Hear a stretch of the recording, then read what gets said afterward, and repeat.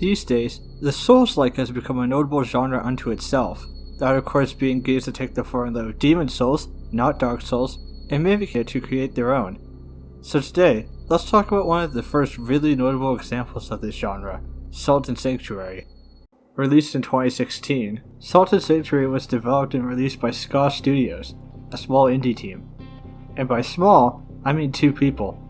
It's a 2D Souls-like whose initial concept was apparently a combination of the Souls style mixed with the developer's previous Dishwasher series, with a bit of Castlevania as well.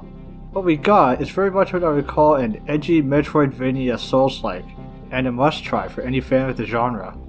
The game starts out with you escorting a princess on a ship. That ship is then attacked, and you find yourself washed ashore on a mysterious island. For the most part, that's where the story ends. In the Souls fashion, the story and lore is hidden in the background. You can piece together the lore of what this island is and many other things, or you can ignore it for the most part. Aside from certain other characters whose adventures are affected by your actions, and the mysterious scarecrow that has something to do with the island's mysteries, the only thing you have to worry about is finding a way off. Said island is dark and hostile. You'll find a variety of locations from castles and villages, to forests to caves. Salt and Sanctuary goes for a dark, low fantasy feel, with some enemy designs ending up quite morbid. It mainly goes for a gothic aesthetic, and keeps the colors muted to convey the bleakness of the world. There's also a decent lighting system at play, where you'll be forced to wield a torch to see in dark areas, unsure of what may lie before you. This matches the music and sound direction of the game. Salt and Sanctuary mainly uses diegetic sounds instead of music, with the rustling of the wind and dripping of the caves filling in the silence. This serves to make the introduction of music more meaningful when it does occur, such as its tense boss battles. But now let's get into how Salt and Sanctuary actually plays. The game is a side-scroller where you'll spend half your time slashing through enemies, and the other half platforming.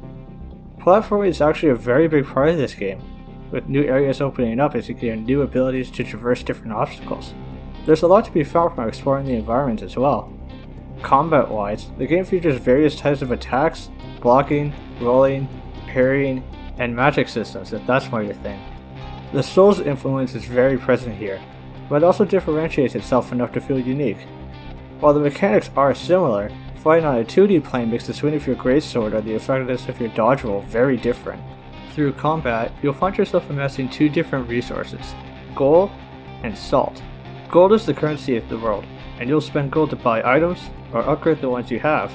Meanwhile, salt can be spent to purchase black pearls, which can then be spent on a skill tree to upgrade your character. Black pearls can also be found lying around the world. But back to the skill tree, temper your expectations a bit. This skill tree won't exactly grant you new abilities, rather it contains stat upgrades, weapon and armor permissions, and the odd node that will grant you more health potions. Your class will slightly change where you start on this skill tree. Each direction is geared towards a build, with the endpoints allowing you to access the best gear of that style.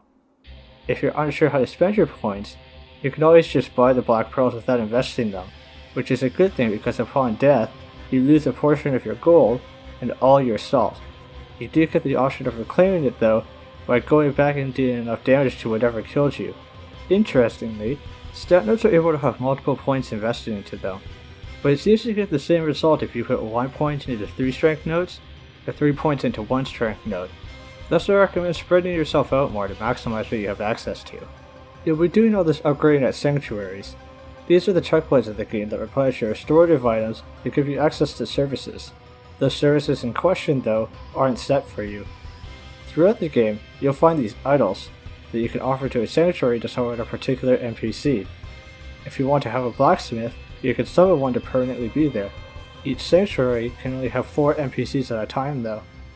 Another thing to consider is that each one grants a small bonus to the area. That blacksmith I mentioned earlier doesn't just allow you to upgrade your equipment, but it also grants a small attack bonus for the area.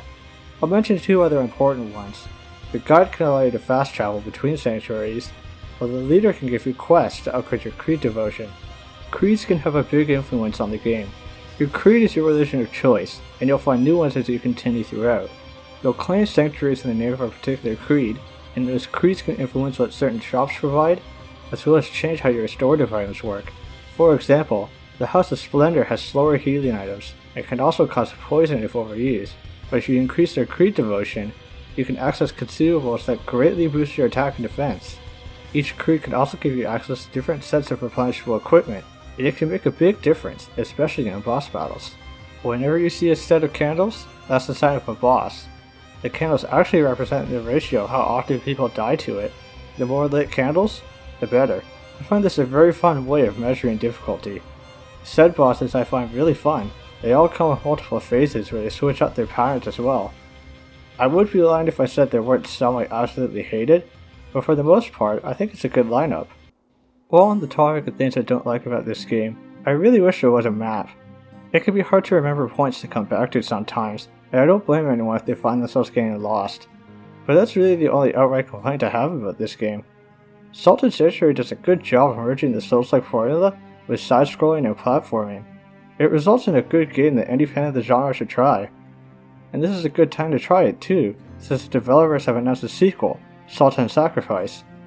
I eagerly await its release, but in the meantime, go try Salt and Sanctuary.